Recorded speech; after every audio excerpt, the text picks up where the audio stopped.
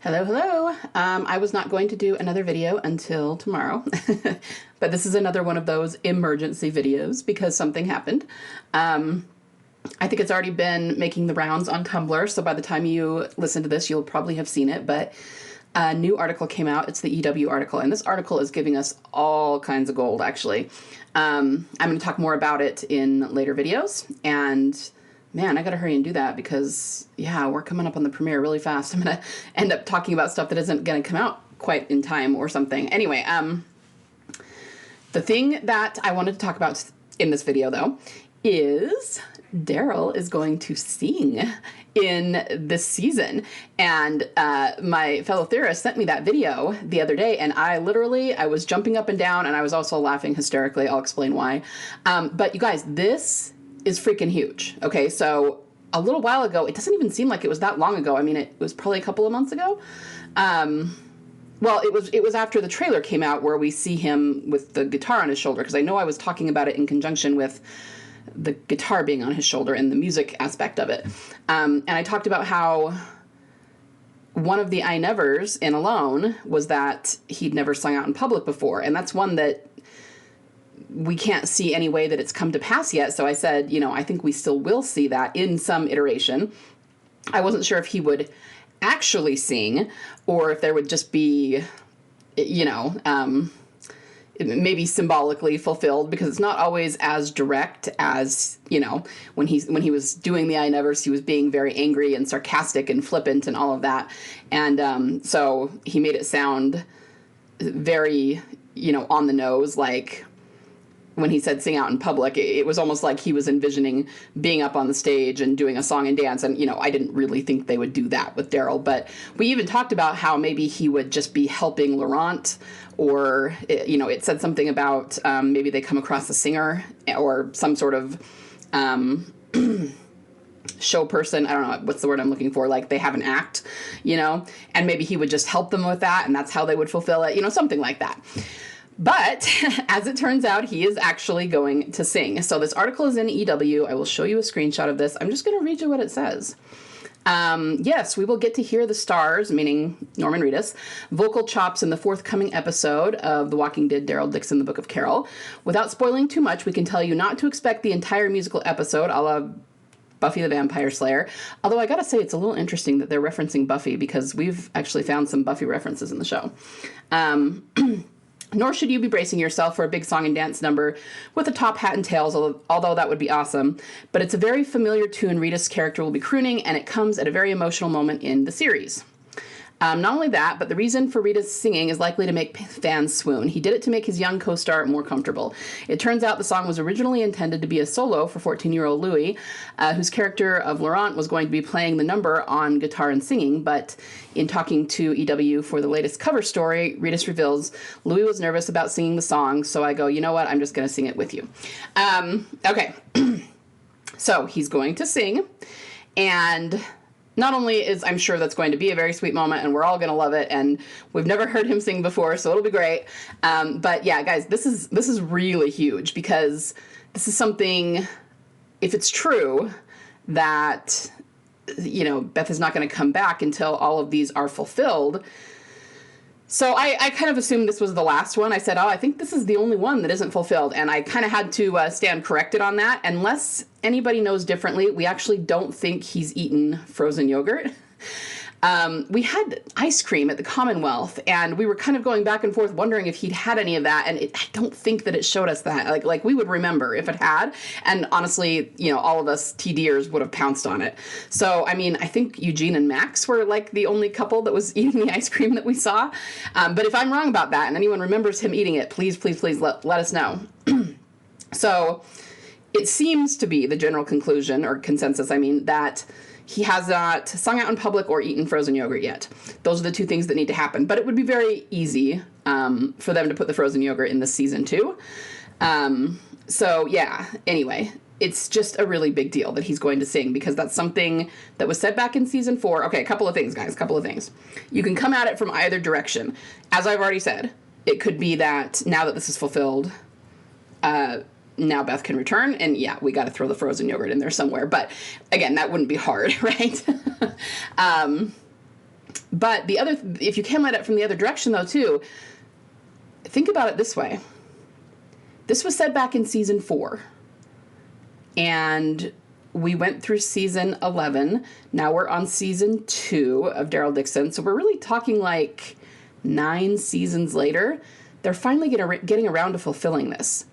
And there is just no way that it's an accident or a coincidence or anything like that. So take that as hope that, you know, if you're doubting at all, I don't think very many of you are, but if they are still fulfilling things from season 4, from the episode of Still, that was all about Beth and Daryl, that was their episode that kind of started everything. What does that tell you? If she's dead and gone and not coming back to the show, they wouldn't need to do this. It would just be dead symbolism that never went anywhere.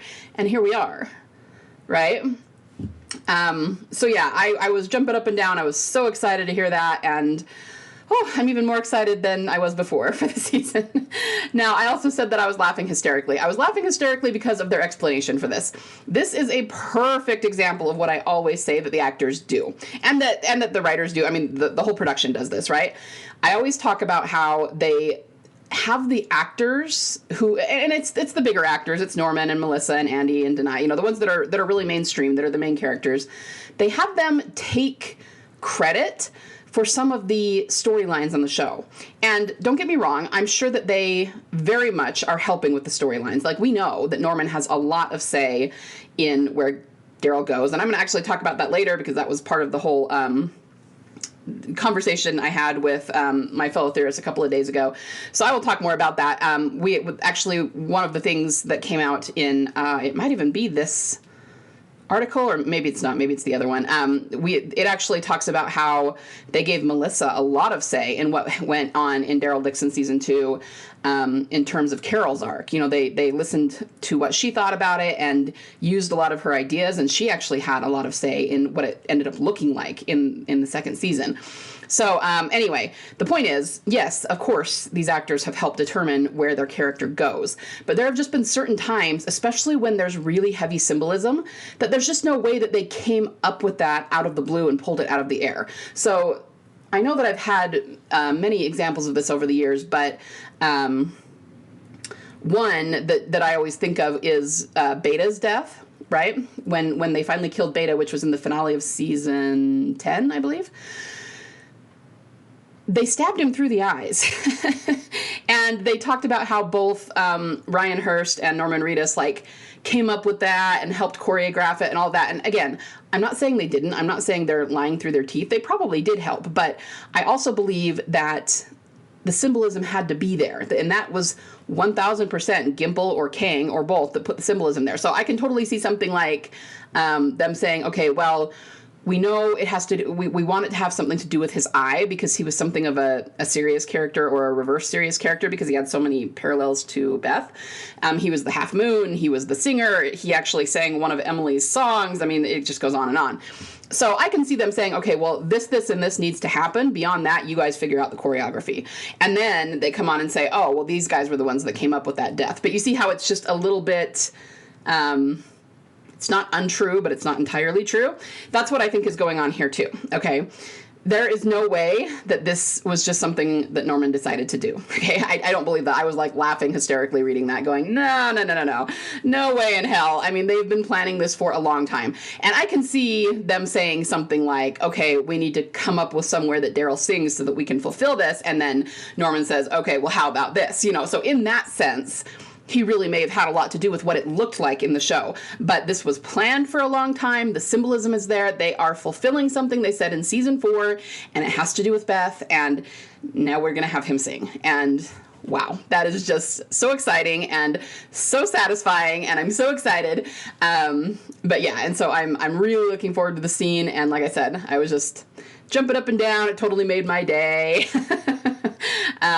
Yeah, so I just wanted to do a quick video. This is kind of a short one to talk about that. There's a lot going on, and I'm going to be putting out videos over the next few days, not only with your asks, but talking about some of these things that we've been discussing the last couple of days, because we're in the time just before the season starts, so there's a lot going on. There's a lot of promo happening. there's a lot of new things coming out. You know, it's always really busy leading right up to the premiere, but I'm very excited to get there, you guys. And I just don't think that there is anything about this that is a coincidence or an accident or anything like that. And bottom line, I mean, because this is happening, that sort of reinforces my belief that we will see her this season. But even if I've had people asking me, well, what if she doesn't show up in season 2? Which, you guys, I get asked that every single year. What if she doesn't show up this season? Well, what if, you know, the finale comes and goes and we don't see her? You guys, there's just too much going on. You know, I do think that we'll see her, whether it's, you know, it doesn't sound like at the end Daryl will have seen her yet. That doesn't mean the audience won't have seen her. And it could just be in a coda at the end, and that's fine. But this just feels more and more and more like she's really, really close. And you're never going to convince me that she's not coming, right? She's got to be really, really close. Especially if we see him eat frozen yogurt, or we figure out some place that he did and we just missed it or weren't aware or something. Then those will be all of the I nevers completely fulfilled, you know. And so if you see it as maybe she wasn't going to come back until they were, well, what do you know? The other thing I wanted to address is that it says that it's a very familiar tune. And I wonder what that means. I mean, on the one hand, I kind of thought of Carl singing You Are My Sunshine, but you know, it could be that, and that would sort of be fitting for Laurent in a way. But we also know that Emily was re-recording Walking Dead songs a couple of months ago, including Parting Glass. So I can't help but wonder if it's going to be a song that Emily has sung or that Beth sang. I'm gonna, so again, I haven't recorded this video yet, but one of the things that me and my fellow theorists were talking about was Beth's music and what role that might play in Beth and Daryl's reunion. And we had this really in-depth headcanon sort of situation going on. But it would be really interesting if they had Laurent sing a song that Beth had sang Daryl. Like, that would be fabulous if he started singing Be Good or something. And I don't know, maybe it's a little bit of a reach that he would even know that song. But when they say it's a familiar tune, when they say it like that, it's got to be something that they would know, people would know from the show. And, you know, I mean, really, if we're being realistic, I don't see Laurent knowing anything outside of, you know, French songs, of course, and then pop culture songs. So I don't know what that will be. But I'm very, very interested to find out. So anyway, let the theorizing about what the song is going to be begin, and maybe it'll get leaked at some point. I don't know. And then I did go and look, and it looks like it was episode 77 where I talked about the guitar. It seems like I talked about it more than once. So, but in Bethel Asks 77, I did talk about the guitar. So that might be where I talked about the I nevers. And if that's not it, then just go back and look through for where I talk about music and the guitars, because it's in there somewhere. And you can look around the date that the trailer came out, because it wouldn't have been before that. So anyway, yeah, that's about all I have for you today. And I'm just very excited, and I hope everyone else is excited. And yeah, it's coming at us fast. We're going to get season 2 pretty quick here. So anyway, everyone have a fabulous weekend. Talk soon.